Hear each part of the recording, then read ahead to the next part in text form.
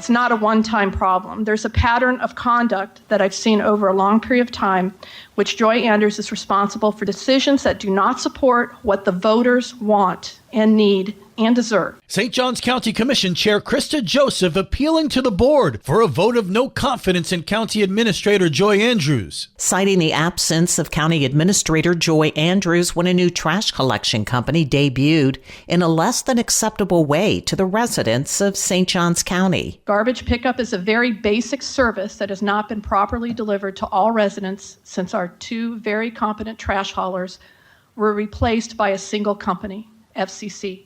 Without sufficient manpower and equipment to handle our county, FCC turned out to be an epic fail, resulting in families going without debris pickup for a month and trash up for weeks. And Joseph adds Andrews has dropped the ball on a tree protection plan, too. Just before the commissioners voted on whether or not they would even discuss these revisions to the Land Development Code, Ms. Andrews interjected and said that all 14 tree protection measures can be addressed in the comprehensive plan. As a result, the commissioners voted it down, and the county's trees have continued to be decimated at a high rate in the 15 months since. And Joseph wants the county to raise impact fees on developers so infrastructure can keep up with rapid development, but she's being met with resistance. There is a county recommendation to not significantly increase impact fees to pay for the infrastructure deficits created by rapid residential development. However, Commissioner Christian Whitehurst wants the blame put on himself and the previous board, not Administrator Andrews. I think you're taking out on her what I did. I blame myself. That was a bad decision. FCC did not do a good job when they rolled out. Joy Andrews never once asked me to vote for FCC.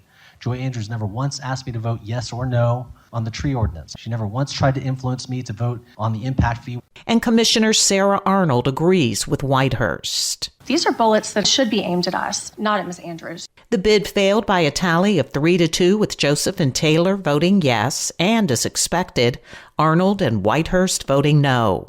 This left Clay Murphy with the tie-breaking vote. He voted to spare Andrews' job by voting no. For St. Augustine's Local Morning News, I'm Karen Johnson. This local news is a service of your hometown Toyota dealer, Beaver Toyota, US 1 St. Augustine, here to wow you. It's going to have a tragedy before we do something. We have to do something. Please give the kids buses. We're hearing more community voices from the 2025 state legislative delegation meeting. Kimberly Reach from the Forest community joined the meeting to ask the delegation to provide public school busing for local students. I would like to get a bus reinstated for St. John's Forest community. I know that Kim Kendall is working on, I believe, a bill that would make it so that if there is a freeway on-ramp on the way to school, that there would automatically be a bus, regardless of if it's 2 miles near the school, because that's why we don't have a bus, is the 2 miles, although the actual walking path is 45 minutes.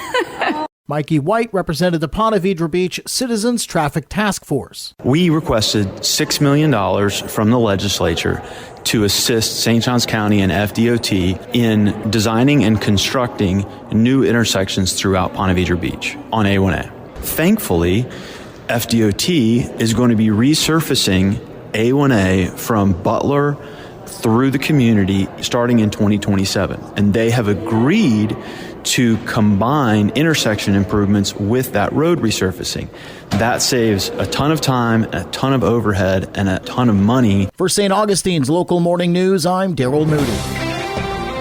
To receive an award, especially from an organization like that, is just a tremendous honor. Chris Shee tells Liz Ryan what he was awarded with. The Hometown Hero Award was given to him by Best Buddies. Best Buddies supports kids and young adults. Most of them have Down syndrome, but other different handicaps as well. I actually got involved with Best Buddies because one of my very close friends, Eric Wilson, he and his wife Ingrid have a daughter with Down syndrome, and her name is Miley. They asked us if we would help them with some fundraising, and we've continued to support them throughout the years. And recently, he donated the venue for them to have the night of their lives. I opened up my barn, Tringali barn, for them to have a prom. That allowed them to save a tremendous amount of money, and they used that money to bring in children and young adults and their families from the surrounding counties. They were elated with the fact that they could have a huge prom and save a bunch of money, and I'm honored to be able to do something like that. Tune in to Good Morning St. Augustine Sunday morning at 6 a.m. I'll bring you a full half hour of my conversation with Chris Shee. He'll talk more about Best Buddies and other local charities he's involved with. For St. Augustine's Local Morning News, I'm Liz Ryan. And now you're up to date with St. Augustine's Local Morning News. I'm Rich Carroll.